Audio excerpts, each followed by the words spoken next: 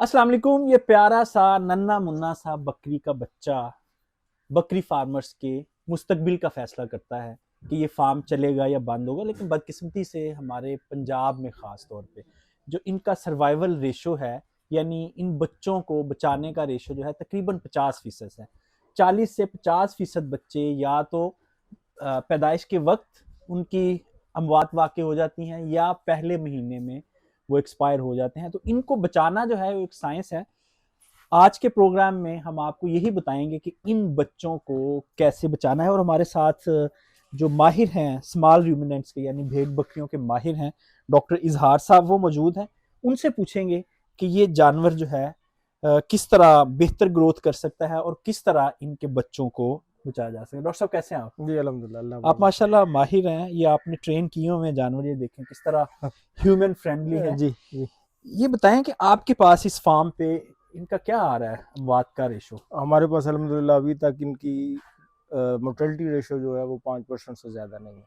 अच्छा, अभी तक माशाल्लाह, हमारे यानी फार्म पे 100 में से सिर्फ 5 5 जो हैं बच्चे, वो वो भी एक्सपायर किसी हुए हैं। इंजरी की सूरत में। अच्छा। अदरवाइज कोई ऐसी मैनेजमेंटल इश्यूज अभी तक हमारे पास नहीं है। उसमें बेसिकली रीजंस ये हैं कि हमारे पास बकरी पे काम नहीं हो सकता। हमारे पास लार्ज एनिमल के अंदर तो बहुत सारी इंस्टीट्यूशंस भी हैं, और कमर्शियल जानवर होने की वजह से लार्ज एनिमल पे बहुत ज़्यादा काम हुआ है, इसलिए उसकी सर्वाइवल रेशो ज़्यादा है, उससे प्रोडक्टिविटी ज़्यादा है। तो स्मॉल रूमिनेंट पे काम नहीं हुआ, प्रोडक्शन लेने के लिए हमारे पास तरीकाकार नहीं है। नेटशल ये है कि हम बकरी को तजारती जानवर नहीं समझते, कमर्शियल जानवर। आज तक हमारे बदकिस्मती हमारे मुल्क की कि हमारे मुल्क के अंदर बकरी को कारोबारी जानवर नहीं समझा जाता। कारोबारी जानवर जो जबकि नहीं मटन होगा, तो अच्छा खासा महंगा है, एक्सपोर्ट भी होता है, ये ऐसा सिर्फ तो मटन इसीलिए ही महंगा है कि हमारे पास जानवर बकरी के अंदर सर्वाइवल रेट नहीं है। इसका मतलब है कि हमारे पास इसकी प्रोडक्शन कम है, तो ये मार्केट के अंदर वैसे ही इसके मटन के रेट ने जंप लिया हुआ है। अच्छा, ये अदरवाइज अगर बताएं कि हमारे जानवर बचें तो मटन का रेट हम कंट्रोल कर सकते वैसे दुनिया में बीफ महंगा है, हमारे यहाँ मटन महंगा है। ये हैं। जी। बताएं कि आप क्या प्रोटोकॉल्स अडॉप्ट करते हैं जब बकरी कंसीव करती है, वहां से लेके, और ये जो जानवर है छोटा बच्चा है ये 100 डेज जाने तक, क्योंकि ये क्रिटिकल पीरियड होता है, तो क्या क्या मेजर्स लेते हैं जिससे जानवर जो है वो सेहतमंद रहता है और कैजुअलिटी नहीं होती? बुनियादी तौर पे बकरी की खुराक जो है वो हम शुरू से यही समझते रहे हैं कि बकरी को कुछ भी खिला दिया जाए, बकरी अपना पेट भर लेती है, और इसकी बकरी की खुराक पे हमने मगज़ आराई नहीं की गई। तो बकरी की खुराक बुनियादी तौर पे इसके हुजम की वजह से बकरी की खुराक ज़्यादा है, और हुजम के हिसाब से बकरी को एक 2 किलो रिक्वायरमेंट है, और 2 किलो खुराक इसको क्या रिक्वायरमेंट है, इसकी खुश्क मादा की बुनियाद पे। और हमारे पास जितने रेफ्रिजरेटर हैं उनके अंदर खुश्क मादा की मकदार जो है वो 10% से ज़्यादा नहीं है। तो हम बकरी को पेट भर खिलाने के बाद ये समझते हैं कि बकरी को उसके हक का हमने चारा दे दिया, तो तो ऐसा नब्बे मुमकिन फीसद नहीं। पानी वो दिया नब्बे होता है। फीसद पानी दिया होता ठीक है, एक तो बकरी की खुराक है, क्या समझते हैं जो खुराक है ड्राई मैटर बेसिस पे, यानी 100 किलो अगर 50 किलो दें तो उसमें से 5 किलो मिलता है ड्राई है। मैटर जी बकरी को, और जी बड़ी बकरी को तकरीबन 3-4 किलो जी चाहिए होता है। तो क्या जी। 50 किलो देते हैं लोग और खा सकती 50 किलो? 50 किलो इसके हजम के हिसाब से ये बकरी 3-3.5 किलो से ज़्यादा किसी भी ड्राई मैटर को नहीं ले सकती। तो इसका आसान सा कुलिया ये है कि 100 किलो की बकरी को 3 किलो से ज़्यादा खुश्क मादा नहीं दिया जा सकता। अब खुश्क मादा और एक लंबी साइंटिफिक बहस है, तो लेकिन हमें ये चाहिए कि हम बकरी की खुराक को समझें कि बकरी हर कुछ खा लेती है, ये ऐसा मुमकिन नहीं है, ऐसा होता नहीं है। तो मेरे ख्याल के मुताबिक अगर बकरी फार्मिंग के लिए एक आखिरी बात करनी हो तो वो ये है कि बकरी की खुराक, खुराक और सिर्फ खुराक। बकरी की खुराक जिसमें में बता दें क्या क्या इंग्रेडिएंट्स शामिल खुराक हों। के अंदर इसके इंग्रेडिएंट हैं कि इसके खुराक में 65% रेफ्रिजरेज ऐड होते हैं, यानी हमारे चारा जात, और चारा जात को खुश्क चारा इसको जात। खुश्क चारा जात।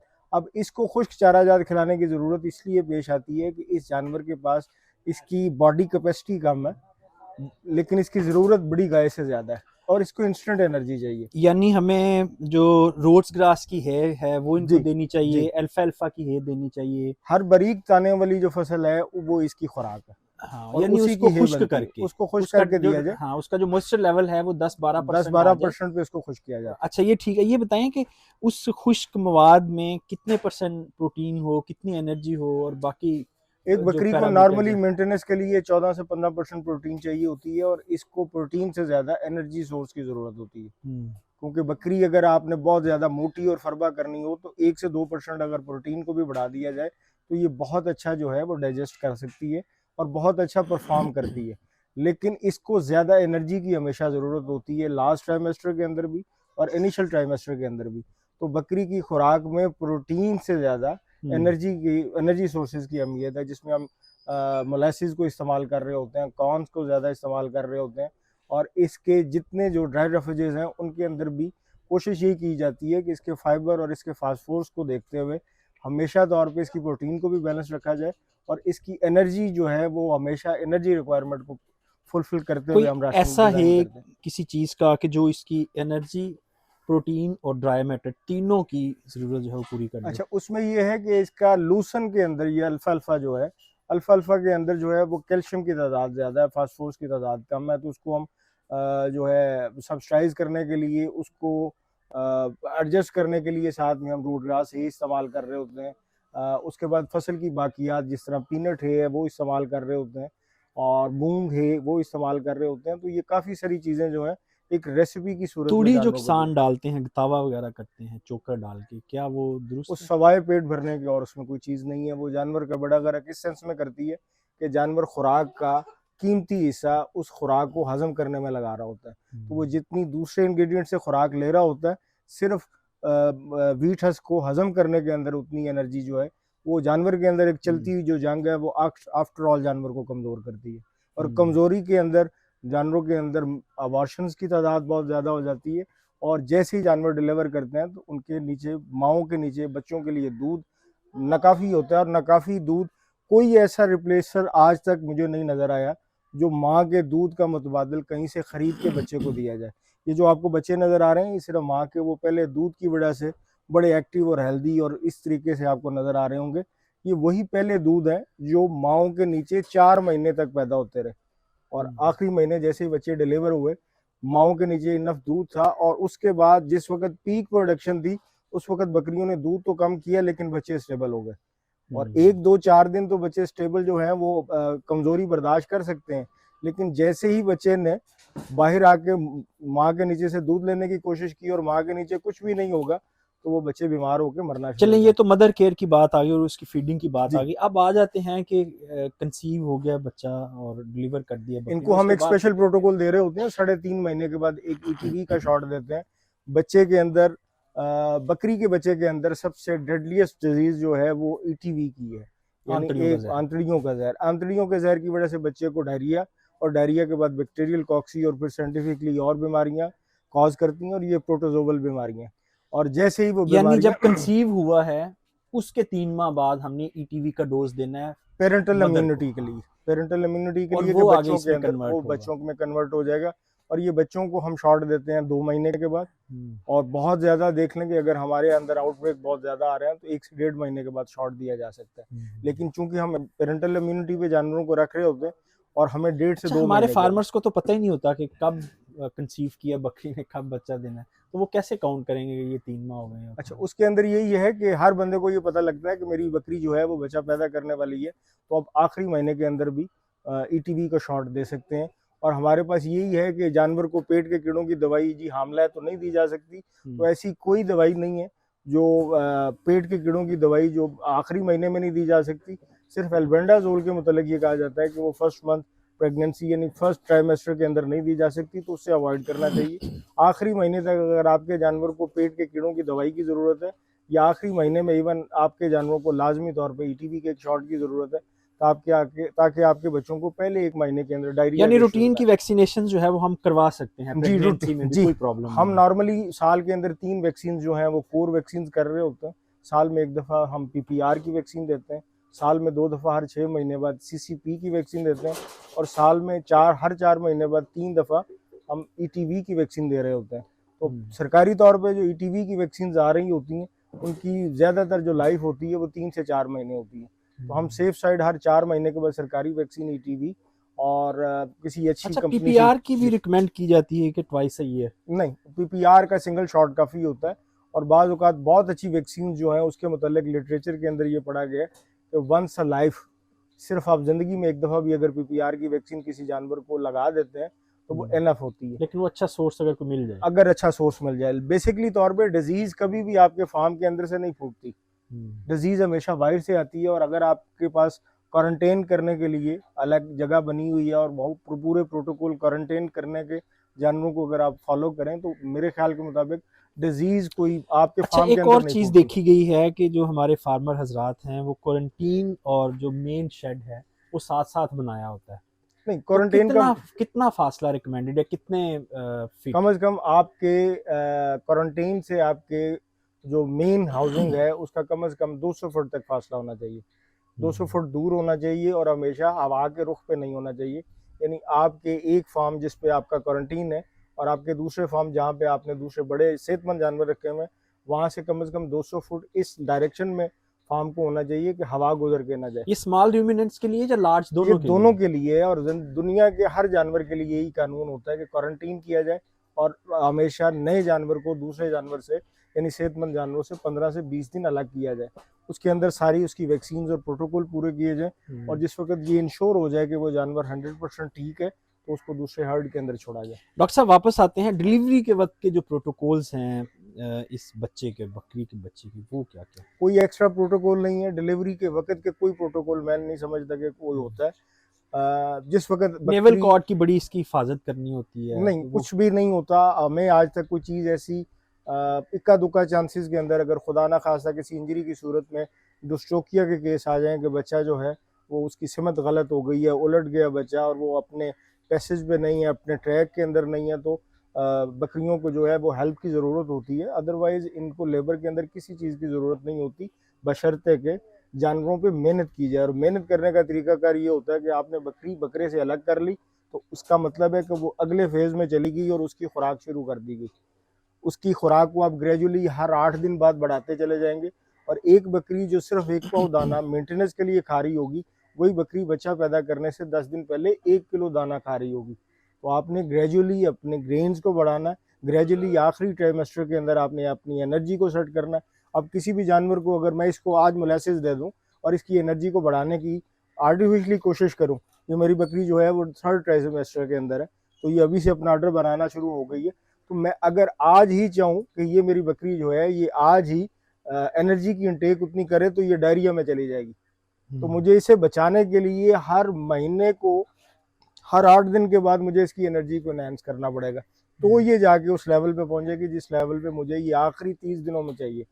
तो कोई भी ग्रेन्स को खिलाने का प्रोटोकॉल, किसी एनर्जी को बढ़ाने का प्रोटोकॉल बकरी के अंदर डिफरेंट है। बड़े जानवर के साथ आप कोई ना कोई जो अपना तरीका इख्तियार कर सकते हैं, लेकिन बकरी को अच्छा हमेशा आम अगर 90 बात तुली की जाए तो 250-300 ग्राम इनिशियल डेज में देनी है और एंड तक जाते जाते इसको बढ़ाते जाना और 1 kg तक नॉर्मली जाना है। तौर पे अगर आपका 18 से 20% का बंडा है कंसंट्रेट मटेरियल है तो आप उसको जो है वो 200 से 300 तक रिकमेंडेड है कि 40 से 50 किलो की बकरी को आप मेंटेनेंस के लिए दूसरे राशन के साथ मिला के 14 से 15% प्रोटीन को मेजर करके तो आप खिलाए जा सकते हैं। लेकिन चूंकि बकरी की ज़रूरत और उसके पेट में पलने वाले बच्चों की ज़रूरत हर गुजरते दिन के साथ बढ़ती है तो आप इसको ग्रेजुअली हर 8 दिन के बाद 100 ग्राम की तादाद में बढ़ाते जाएंगे।